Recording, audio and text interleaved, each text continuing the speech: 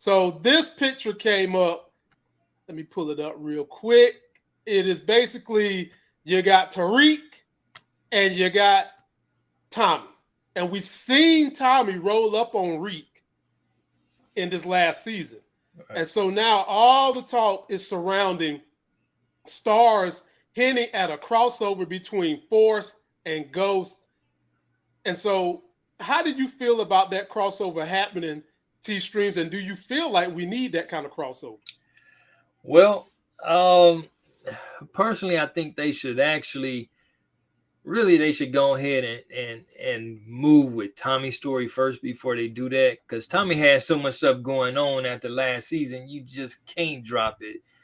And I think it would do Tommy show a disservice if you try to bring Tariq into his madness, because Tariq not on that level yet. Yeah, he's a nice little doughboy, to run around college campuses, push his little pack or whatever, but the type of smoke that Tommy is on, Tariq ain't ready for, you know what I'm saying? And so he's still getting, he's still on the lower level. But I think it would be interesting to see, I think it would definitely put Tariq in a position where it could upgrade him or elevate him, working next to somebody like Tommy. But I think they should really play out Tommy's nuances first before they bring Tariq in to that problem. Okay. Because I'm sorry. Yes. Yeah, because technically, nothing that Tariq got going on, I don't even think even as far as Noma would be too much of a hassle for Tommy. He's like the real deal, I think. And so if they did a crossover, that's the only thing that I could see Tommy doing, is eradicating her for him, because he not ready for it. And to bring him over to Force, he ain't ready for that. Yeah, he ain't ready. He ain't ready for that. His character is not ready for that. And so they need another season to really prep Tariq for those big top players and stuff like that. Gotcha. Moochie, How are you feeling about this news that just dropped? How do you feel about a Tommy Force Tariq Ghost crossover? I think it might have to happen, because remember, Tommy didn't have a crew out there. Liliana's gone. I figured, look, I already had it concocted in my head that 2-Bit's gonna come in, because he gonna let them know. I think they're gonna end up going after Tariq. They're gonna think that car is Tariq driving, and it's really gonna be Brayden 2-Bit driving, and they're gonna shoot at that car. And now you done brought the big boys into the beef. Oh boy. You done brought the big boys into the beef the way, you done brought the heavy hitters like T-Streams into the beef, huh? Exactly. Nobody want them kind of problems. I can tell you that. T-Stream, we ain't forgot about the stuff you showed us during the pandemic that you got up in that house. No, man. I don't went crazy, Lamont. I don't went crazy, man. Bruh, let me tell you something. The next time there is a threat of a fucking insurrection, I'm coming to your house and your basement, okay? Right. We gonna handle that business. And so Moochie hit on a great point. 2-Bit now has Tariq's car. They're gonna be searching for it. And we saw in the finale, Brayden and Tariq speeding away in a car. So the question is, T-Streams, do you feel like they speeding away to Chicago to go and get help from Tommy, or you feel like they speeding away to Tasha? Where do you think they headed at? That's a good question. I would imagine that could possibly play both ways, but I think it would probably be more so gearing towards Tasha than it would be Tommy. But I don't know. Their cliffhangers are so cleverly made, man, that it could go either way. Mm-hmm. And so,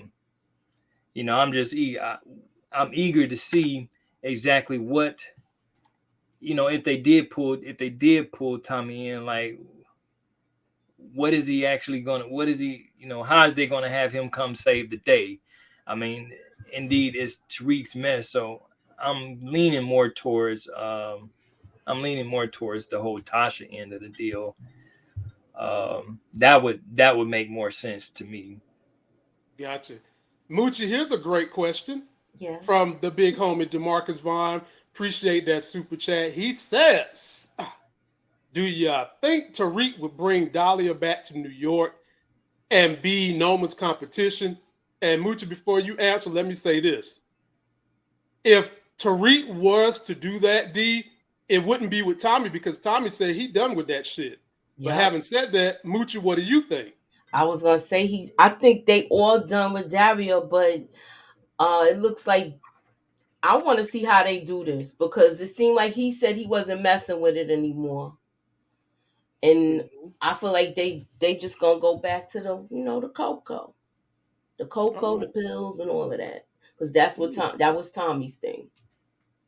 And they basically told us that this season, Forrest is going to be going more cartel, more of the Breaking Bad cartels, the Mexican cartels. We saw the little snippet they gave us of the trailer.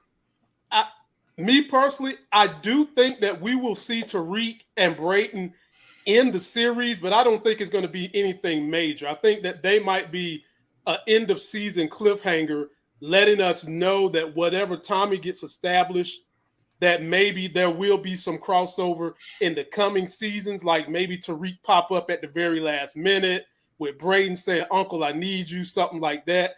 I don't think Tariq is going to have an active role in what's going on this season with Tommy because I do feel like Starz is looking at Tommy's show like it could be something similar to Breaking Bad, like it could be something similar to some of the good drug shows you've seen, whether it's Ozark, some of the new modern stuff, because that show brought in a little bit more of a diverse audience than some of the other power shows did. And having said that, I can see them trying to tap into that audience that Tariq has. I can see them trying to tap into that audience. And so with that being said, T-Streams, what do you see happening on Tommy's show, given that they're going to go more cartel-oriented this season? Well, it seemed like they was reaching for that goal last season. It seemed like, but if they try to go a little bit more, then they definitely going to have to introduce some more characters. Tommy not an Avenger, so he's not going to be out there taking down whole units by himself. You're probably right. It does. I remember when we first did season 1, and how it started off slow, and it took it took a while to catch on to Tommy's show because they was over here and over there and trying to mend things together until it finally caught. But if they go that route, they doing it for a reason. So whether it's not to grab viewers or to look for a different niche or market, is no telling with them.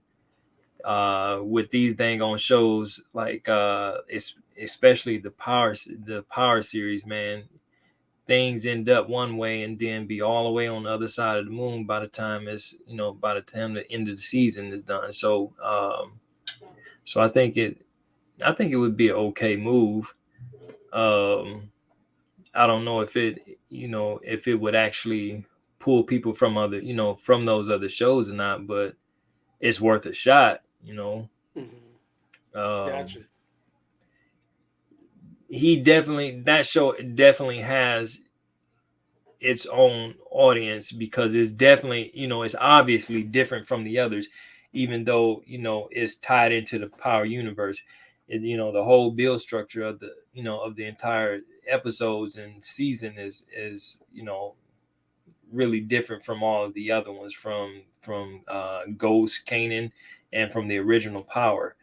So maybe they're trying to find a way to get it more so out there. I don't know what the actual numbers is for it, but maybe they're trying to get it to a different plateau or something. Maybe it's not doing what they was assuming that it should have did, and now they're reaching. But hopefully they don't go too far off too far away from the original storyline or the original story and turn it to another Sopranos, because I don't think it would fit. I don't think it would fit very well in that in that type of landscape. Gotcha. Okay. Moochie, I got a super chat for you. It says, "Sun is hot, rah." Damn, man, he's in Europe somewhere. Paying me and look like some British pounds and shit. I appreciate that, my brother. Thank you. Appreciate you. We're going to see a more ruthless Brayden once Noma and the Tejadas delete his family, because they know it was him who shot at them to save Tariq. Moochie, what you think? I think you might have a point.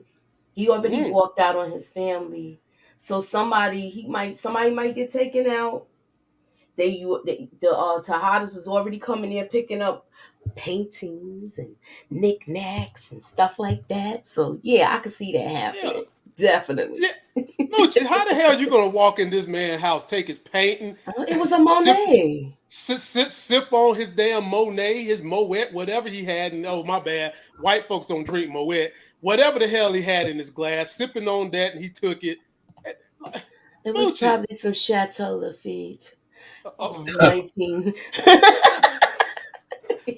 or for all we know, it might have been that Conor McGregor, that proper whiskey crap. It could have been that.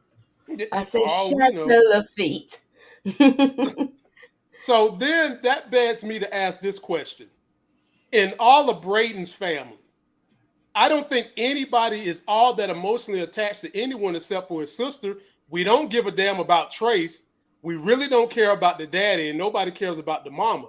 So do you see them killing the sister first? Would that get the audience more invested as the Tejadas and Noma go after the family? Where you see that going, Mooch? Who's gonna be the first in Brayden family to get off? I could see you know who I would want? The brother. So annoying. We Trace want that. Is so annoying. Yeah. Where I think he's gonna think he could talk his way out of it, and it's gonna go sideways. He do. He do. I would love to see a scene with the brother and Kane together in a room, because Kane already mad at Brayden basically, and he might want to take his anger out on Trace, and Trace think he tough.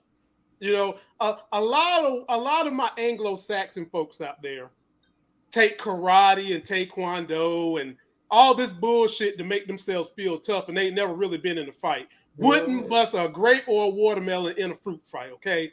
And the minute Kane steps to him, I would love to see that ass whipping commencing. I mean, the kind of ass whipping he want to give to Brayden, I would love to see that dealt to Trace right, in some kind of bad way. And then Moochie, so what are we going to do with Brayden's sister? I think the audience is probably more on her side than anybody else in the family. So what are we going to do about the sister? It depends on if any. I'll say it like this. Now that you put that factor in, okay, it depends on if anything happened to Diana. Everybody's saying somebody got hit there, right? Yep. Kane didn't get hit. He got the gun got shot out of his hand because he was shooting at the end. So I do believe he hit somebody, but I think it was like a non-important person. I'll say it like that. But if she even got grazed or anything like that, Kane is coming after the family. I think Kane is gonna come after them regardless now, because he already think they both soft. So he gonna test them. And now he's gonna have to prove himself. Gotcha. T Streams, any comments in closing before we get to the trending topics section of my channel? Because for those of you that are new to my channel, when there's no TV show or movie I'm covering in the moment in between time to fill gaps, I do cover some trending topics and I give my crazy opinions on things coming. And here are some things we're going to do when T Streams give his rebuttal. We are going to definitely talk about the Floyd fake ass Mayweather fight between Gotti number 3. But the real fight happened with that crazy woman, Jocelyn Hernandez, backstage. We got to talk about that. And then, Moochie, I want you to get your trending topic squad together because we got to talk about a brother me and T Streams going to have to save.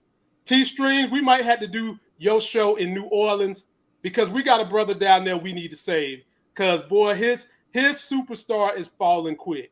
I'm talking about Zion. I'm going to fuck 3 porn stars Williamson. Okay? I knew the Negro could jump high, but I didn't know he'd be jumping high in the porn stars. Okay? You feel me? So, ladies and gentlemen, get ready for that. T Streams, you get the final word on Power Book 2, Season 3. What did you think? Give us your last overall analysis. Well, my overall analysis, I enjoyed the entire season. Like you guys, I would really like to see Trace get up out of here. I don't think a fight between him and Kanan would be good. When I picture that, I just think of Trace doing the old Mr. Furley Don Knotts thing. And so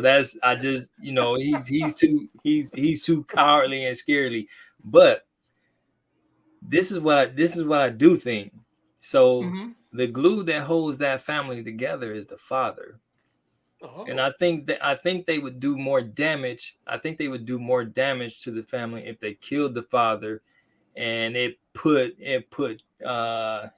Trace in a position to where he felt like he had the lead, and through his action just destroyed the whole Western name. And whether or not they go that route, I don't know, but I think it would be more damaging if they did kill the father. I'm eager to see what route, what position, and what role Tommy is going to play. I know they're good with cameos and CrossFit and all this other kind of stuff, but they brought him there for something, and something more than just the whole thing with Tasha.